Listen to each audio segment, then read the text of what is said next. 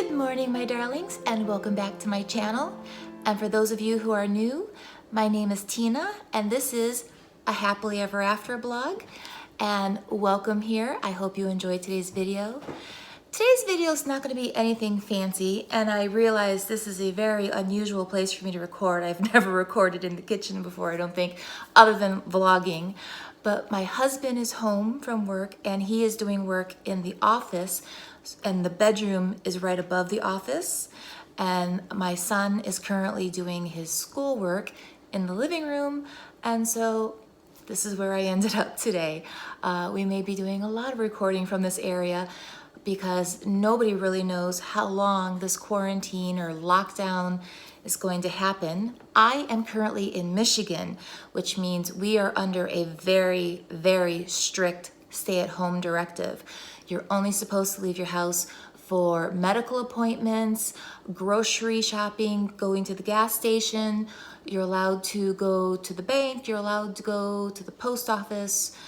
And really that's about it. On the pharmacy.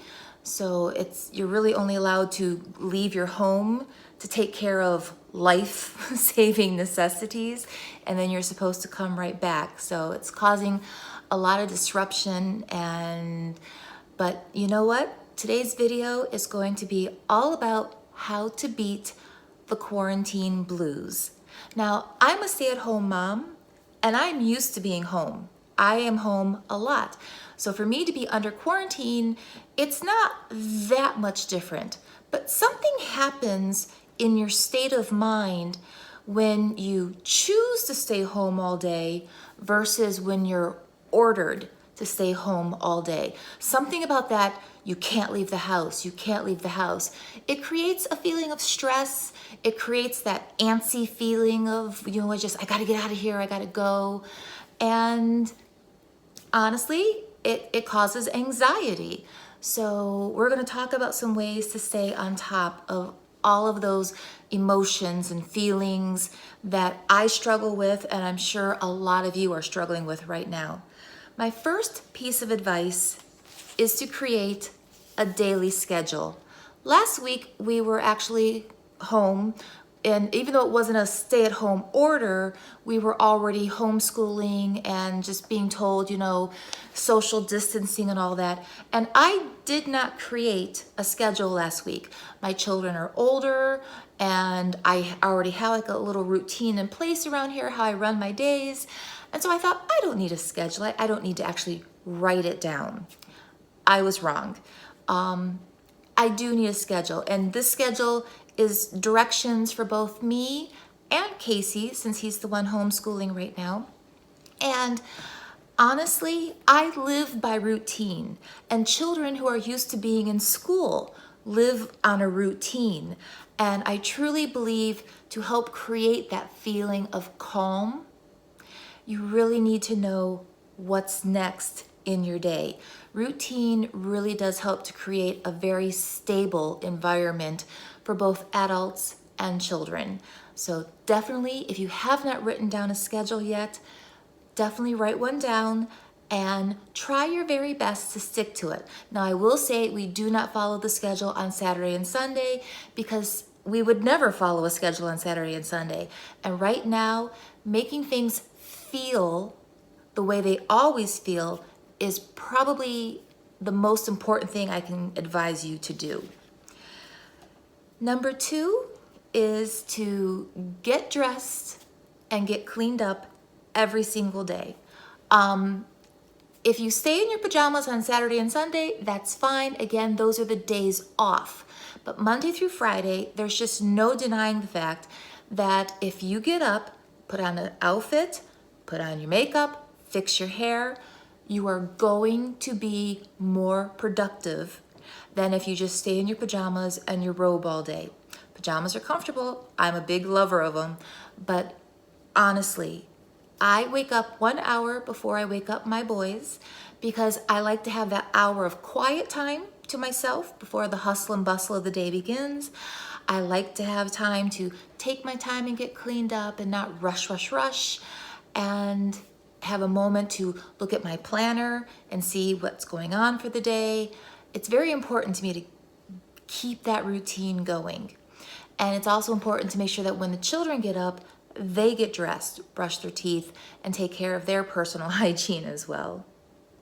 Number 3, clean your house. As working moms, there are tasks in the house that just never get done. I was a working mom for most of my life. I know exactly what I'm saying. When was the last time you actually vacuumed the baseboards in your house? When was the last time you vacuumed out the corners of your house? When was the last time you slid your sofa over and got all the yuckiness from under the couch? Because trust me, if you have children, there are some truly gross things under that sofa right now. When was the last time you sanitized the bathrooms? And I don't just mean like washing the inside of the toilet and wiping down the counter. I mean getting on your hands and knees, getting the gunk behind the toilet that comes from the shower steam and the dust that collects on it. Honestly, we don't just want to worry about, germs from the coronavirus, but there's other germs, basic flu, rhinovirus. Just right now, you don't want to have to go to see a doctor or go to the hospital for any reason, because going to something like that only increases your chance of catching the coronavirus. So get that house clean, sanitize your surfaces so that you're free of all germs and viruses that could harm you or your family right now. Also, sorry I keep looking down, I'm looking at my list. Also, this is a perfect time to clean out that closet that drives you crazy. Everyone's got one, whether it's a closet or a spare bedroom or a big mess tucked in the back of the basement, a pile of boxes that have been unopened since you moved 10 years ago. Right now is the perfect opportunity to go through that stuff, sort out what you want to keep, donate what you want to donate, throw away what really isn't usable or salvageable anymore and has to go. Now's the perfect time to get on one of those big, overwhelming tasks that we all dread. Number 4 is to get physical. This is not the time to sit on your sofa for 12 hours a day and binge watch Netflix. Not that I'm not guilty of doing that, but I try to save that for Saturday and Sunday. I really do. One of my favorite exercises is just power walking. As you guys know, I have bad feet and bad knees and very tender joints. So jogging or running isn't for me, but I love to just power walk. I get the arms swinging, so I get a full aerobic action going on. And I love to power walk for a good solid 30 minutes on my good days. On my bad days, I at least try to power walk for about 15 minutes or as long as I can bear it. If I've got a lot of pain going on, obviously I'm not gonna power walk and cause more pain, but power walking is a really, really good, safe, non-impact exercise to get the heart pumping and get the endorphins rushing and all of that good stuff. And it's a great way to help you stay in shape and burn a few calories. Because if you think about it right now, a lot of us are being given 3 weeks to really kind of work on ourselves, work on our home. Now is a great opportunity to try to lose a little weight if you want to, start a Pilates routine, turn on a YouTube video of some yoga, and have at it. Maybe some of us can come out of this lockdown better versions of ourselves. Number 5, this is a great time to go online and plan your summer capsule wardrobe. Go on Pinterest, look at different designs, figure out what is your body type. I know for myself that I look good in A-line dresses, things that have a cinched waist. I look better in V-necks than I do a crew neck because of the shape of my body. So research, what is your body shape? What fabric cuts look best on you? What's your best designs? Then go to Pinterest and start looking for clothing that you like. What sparks joy in you? What really gets your attention? And then go to different websites and look at their summer collections. Don't buy All right, I'm very serious on this.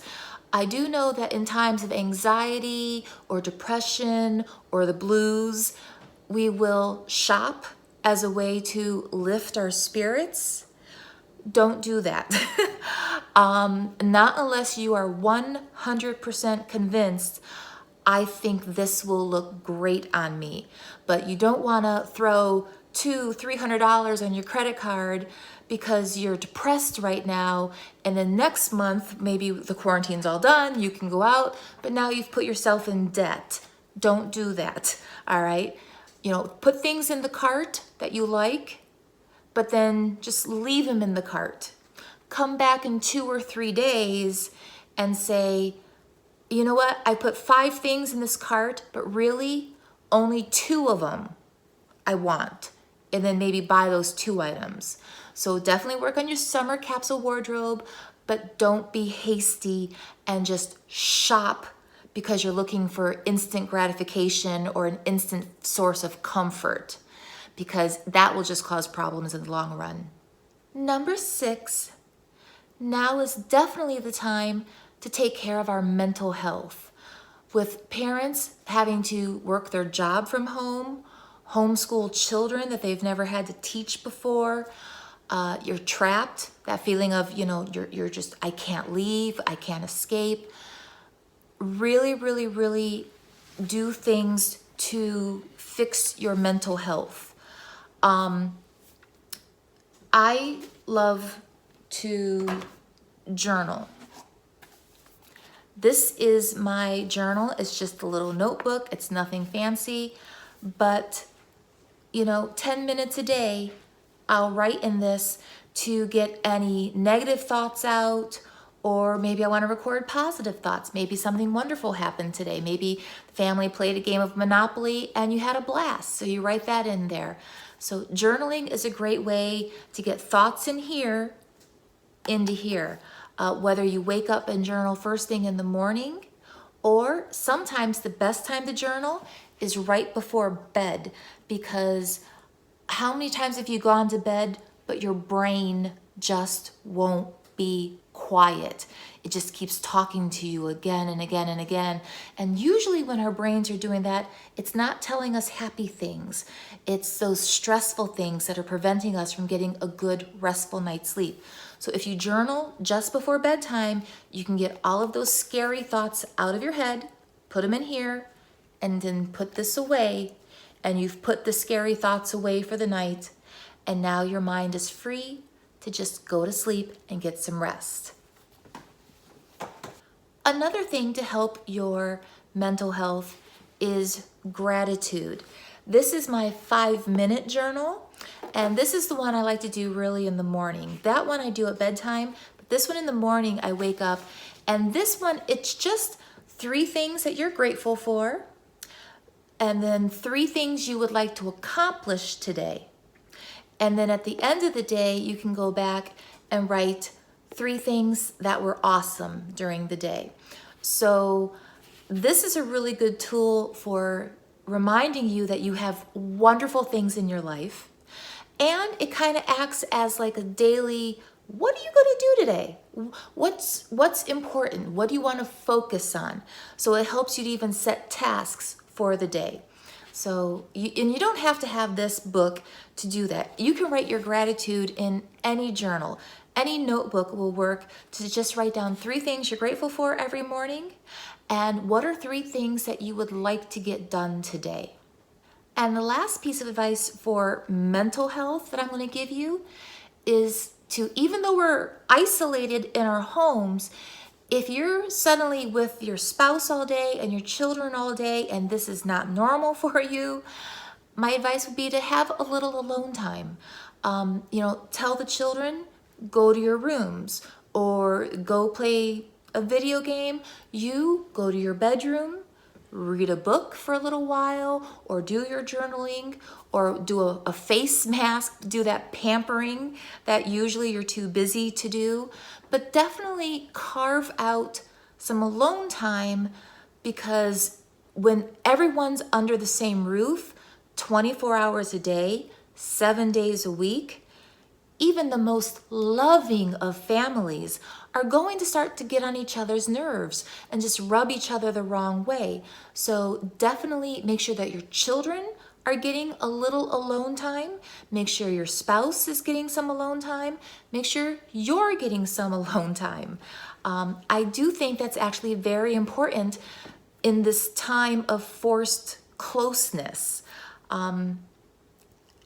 Yes, we love our families, but the people we love the most are usually the people who can drive us the most crazy, especially if you have teenagers.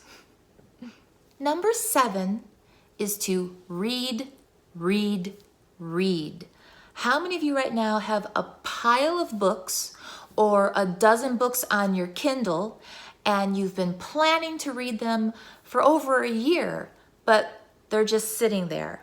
Well, now is your opportunity to read the books that you have been wanting to read and pushing off forever.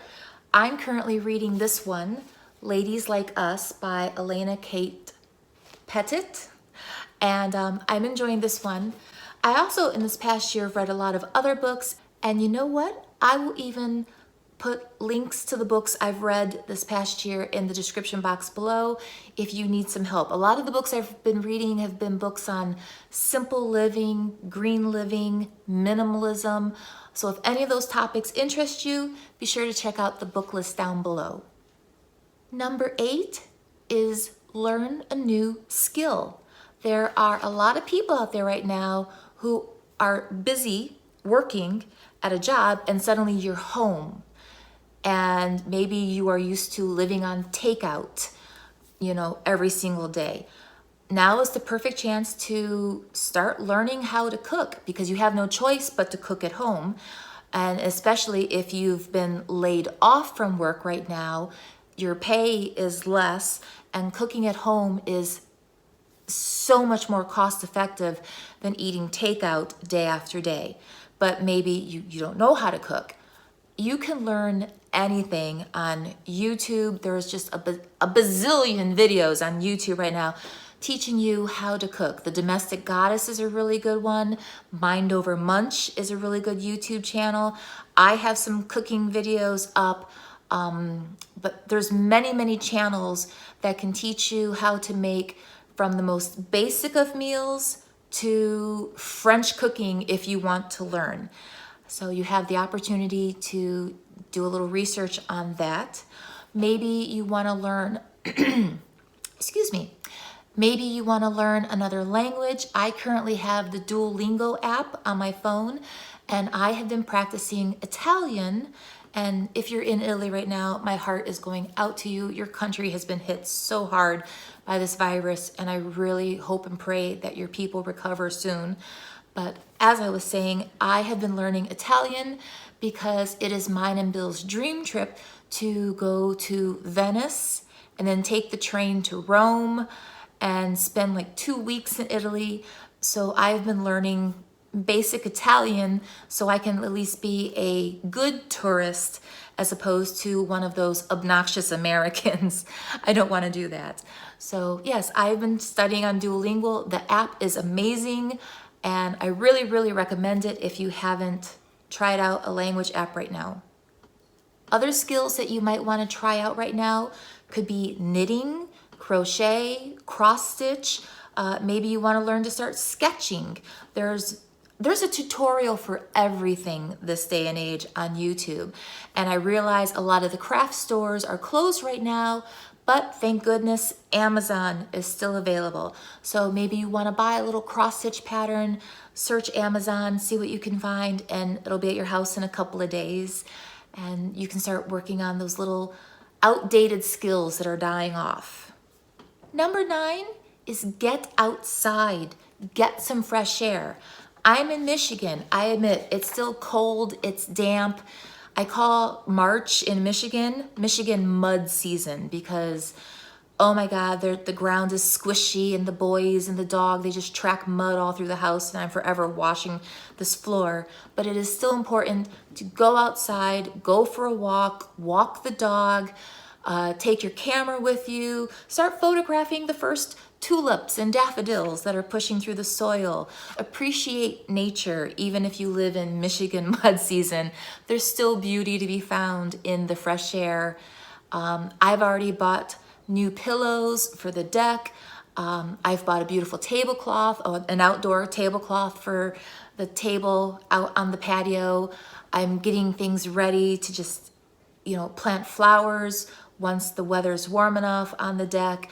I'm getting very, very excited for a warmer spring, which is probably still realistically a month away, but I'm excited anyway to just spend time on the deck and just be in nature and surrounded by the sound of birds and crickets and things like that. Finally, number 10, my last piece of advice to you to beat those quarantine blues is to play. You're home with your kids right now. Build a pillow fort. Watch Disney movies with them. Play the board games. Get out Scrabble and Blocus and Monopoly and Battleship and teach your kids card games right now. How many of your children have no idea how to play 21 or Slapjack or some of those other great games that we played as kids? Play, have fun, laugh, watch a comedy special on Netflix. Make sure that it's age appropriate if you're watching with the kids. But more than ever right now, people need a reason to smile and laugh and have a good time. Find some jokes. Google funny jokes for kids and just tell some jokes and laugh at the silliness. My husband the other night on Netflix was like, I just want something really silly and stupid. And so we were on Netflix and we found this movie called The Other Guys with Will Ferrell and Mark Wahlberg. It's a 10-year-old movie, but we had never seen it. And we put it on and we laughed so hard for 2 hours. It was exactly what we needed that night. So yes, play and have fun. Learn how to be a kid again. And with that, I'm gonna wrap up this video. I hope you enjoyed these 10 ideas for beating the quarantine blues. If you like this video and wanna see more from me, click that little subscribe button. Obviously, click the bell if you want notifications. And with that, I hope you are all having your own happily ever afters. Talk to you later.